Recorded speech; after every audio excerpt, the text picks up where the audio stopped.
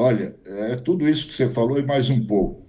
A situação lá é tão confusa, o caos é tamanho, o caos institucional, e já não é de hoje, a campanha eleitoral inteira foi isso, né? Que 48 horas depois da eleição ninguém sabe quem ganhou, né? O Maduro se autoproclamou vencedor, a, a, a oposição ontem à noite deu uma coletiva dizendo que tem dados para provar que ganhou a eleição também, e ninguém mostra prova nenhuma. Quer dizer, o nosso Celso Amorim ficou 3 dias lá, também não conseguiu informação nenhuma.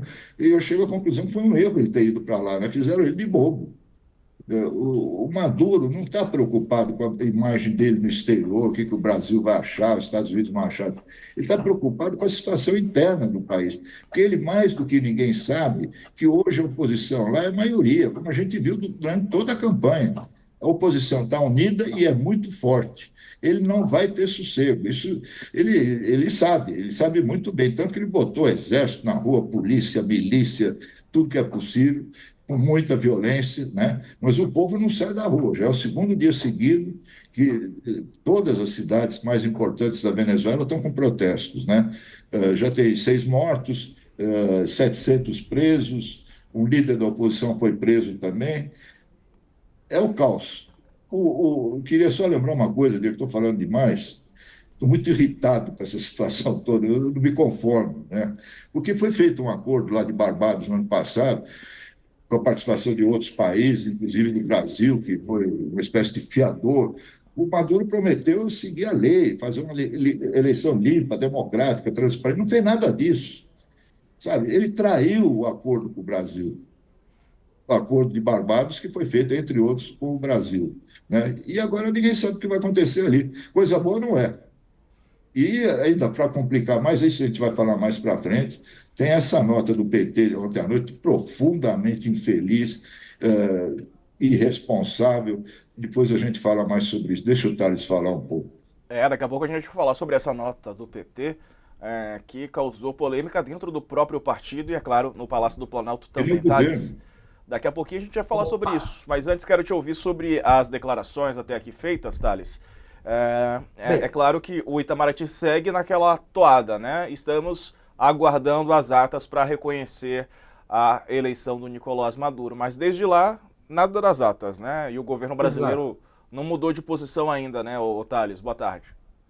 Boa tarde. O Lula está esperando agora a volta do, do embaixador Celso Amorim para definir a posição do governo brasileiro, Acho que que ele já deverá chegou, ser. viu, Thales? Acho que o Mas, Moro já está lá no palácio com exato. Aí ele. estão conversando, etc. E teve a conversa dele, que pelo jeito foi meia hora de conversa com o Biden, ou seja, uma conversa longa.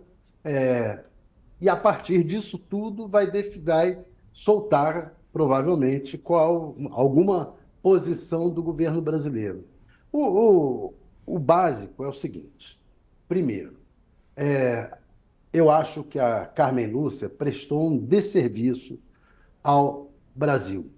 Por quê? Porque ao retirar os técnicos que estavam lá e que a gente ficou tendo que esperar o embaixador voltar, a gente está até agora para o Brasil se informar do que está ocorrendo lá. Quando se estivéssemos com os técnicos participando, junto com os observadores da OEA, da ONU, que estão lá, nós já teria mais pressão junto ao presidente Lula, junto ao governo. TSE já teria uma posição e teria mais pressão junto ao Lula para o Lula tomar uma posição. Isso por um lado. Então, eu acho que a encruzilhada que o Lula está nesse momento, a armadilha que o Maduro armou para o governo brasileiro, teve a colaboração do TSE, infelizmente, ao não mandar, como havia sido combinado, os nossos representantes lá para observação. O outro ponto é o seguinte: o Exército lá já está dizendo que vai ser leal ao Maduro. O regime do Maduro, vamos falar, desculpe o trocadilho, o Maduro está podre, podre, não está mais maduro, apodreceu. O regime chavista apodreceu. É, há algum tempo. De início, o Chaves foi um contragolpe, deu um golpe contra os golpistas de direita. E depois, como costumam ser esses poderosos, superpoderosos, eles vão e acabam dando um golpe dentro do governo e ficam mais fortes e mais fortes. Thales, O que eu... Oi, desculpa te cortar, se eu puder eu só- acrescentar o que você está falando, um fato novo. A cúpula das Forças Armadas deu todo o apoio ao Maduro, juraram lealdade e tal, mas agora, à tarde, surgiram informações de que patentes de nível inferior, né, das é, Forças Armadas estão insatisfeitas, sabe? Isso, e outra coisa que aconteceu agora há pouco, policiais que estavam espancando as pessoas na rua pararam de bater no povo e tiraram o uniforme. Pois é, o que ocorre lá, o que vai ocorrer lá, primeiro, nós vamos ter uma escalada de tentativas de golpe. Hora da esquerda, hora da direita, hora do Maduro, agora vai ficar assim, como são em outros países da América Latina. Hã? É, hora um, hora outro, e vai nessa escalada de golpe. Como ocorreu no Brasil até o golpe de 64. O que ocorreu?